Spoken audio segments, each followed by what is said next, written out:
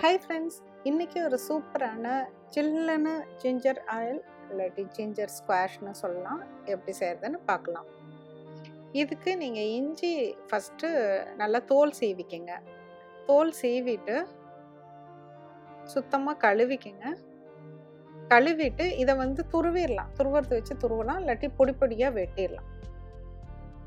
பண்ணி ஒரு கப் எடுத்திருக்கேன். அதாவது 250 ml கப்பில் ஒரு கப் எடுத்துகிட்டு 4 கப்பு தண்ணி 4 கப் தண்ணி ஊற்றி நல்லா கொதிக்க விட்டுருங்க. கிட்டத்தட்ட 15 நிமிஷம் வரைக்கும் நல்லா கொதிக்க விட்டுருங்க. சில சமயம் பொங்கி மேலே வரும், பார்த்துக்கோங்க.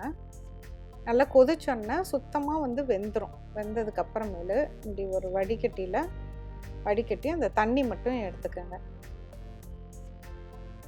தண்ணி மட்டும் எடுத்து இப்போ நல்லா அது சூடாக இருக்கும்.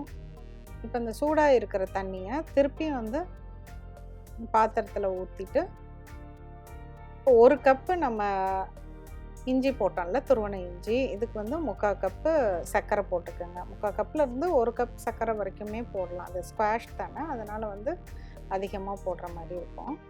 நல்லா தண்ணி ஒரு கிட்டத்தட்ட ஒரு 20-25 நிமிஷம் கொதிக்க விட்டுருங்க. அப்படியே சுண்டிரும், 1/3 சுண்டிரும்.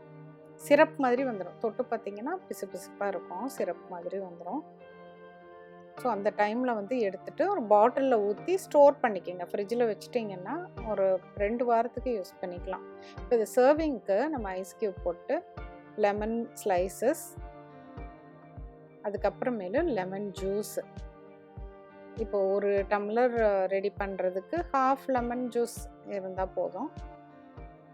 1/2 லெமனோட ஜூஸை நல்லா ஸ்குவீஸ் பண்ணி எடுத்துட்டு இந்த ஜிஞ்சர் சிரப் செஞ்சுருக்கோம்ல, இதை 2 டேபிள் ஸ்பூன் அளவுக்கு ஊற்றிக்கலாம். இப்போ ஜிஞ்சர் ஆயில் எப்போவுமே எப்படின்னா கார்பனேட்டடாக இருக்கும், அதாவது சோடா மிக்ஸ் ஆகி இருக்கும். ஸோ இதுக்கு சோடா ஊற்றிட்டு ஒரு தடவை நல்லா கலக்கி விடுங்க, நல்லா மிக்ஸ் பண்ணி விடுங்க.